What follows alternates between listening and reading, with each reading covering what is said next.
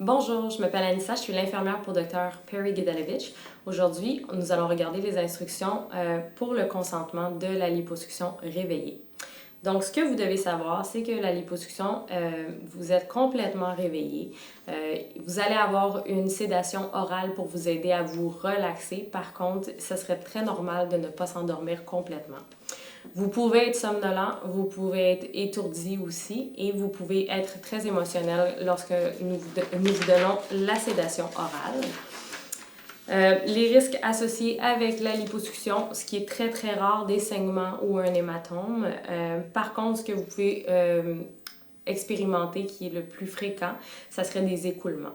C'est important de couvrir votre lit avec des serviettes parce que les écoulements peuvent durer de 24 à 48 heures et cela peut être d'une couleur environ jus de canneberge, ce qui est totalement normal.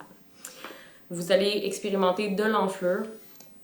Les cicatrices sont très petites, elles sont environ grosses comme ça et il faut faire attention pendant 1 an pour bien les couvrir avec le soleil, les crémer beaucoup pour éviter qu'elles deviennent trop foncées.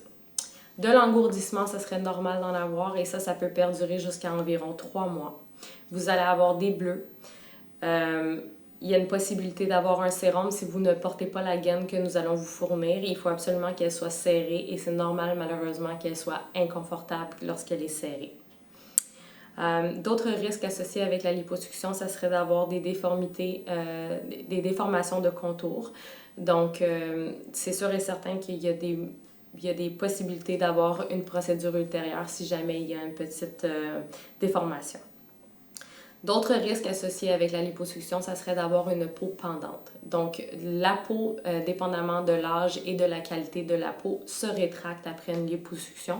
Par contre, dans certains cas, il y a une certaine limite à la contraction de la peau. Dans certains cas, Dr. Perry va aussi offrir du J-plasma, aussi appelé Rénouvion, pour aider à faire une contraction un peu plus importante au niveau de la peau. Et si jamais il y a un excédent de peau suite à la procédure, il y a une possibilité aussi qu'elle fasse un petit pinch pour retirer l'excédent pour que ça soit bien plat par la suite. Donc, ce que vous devez savoir par rapport à la liposuction réveillée, c'est que vous allez arriver la journée de la procédure en avance pour qu'on vous donne la sédation orale. Par la suite, vous allez venir en chirurgie. La chirurgienne va aller geler la peau de façon locale, puis par la suite, elle va rentrer une canule pour aller geler le gras. Cette portion-là est un peu inconfortable, mais elle n'est pas douloureuse et on va vous donner du gaz hilarant pour pouvoir faciliter la procédure. Par la suite, on va vous laisser environ 20 à 30 minutes relaxer pour s'assurer que le gras est bien gelé avant de commencer la procédure.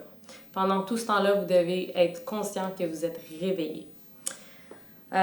Ensuite de ça, la chirurgienne va faire la liposuction. Donc, c'est normal de sentir une vibration puisque la canule vibre pour aider à aller chercher le gras le plus possible. Si jamais il y a des régions qui sont encore un petit peu sensibles, simplement avertir la chirurgienne pour qu'elle puisse aller geler davantage cette section-là.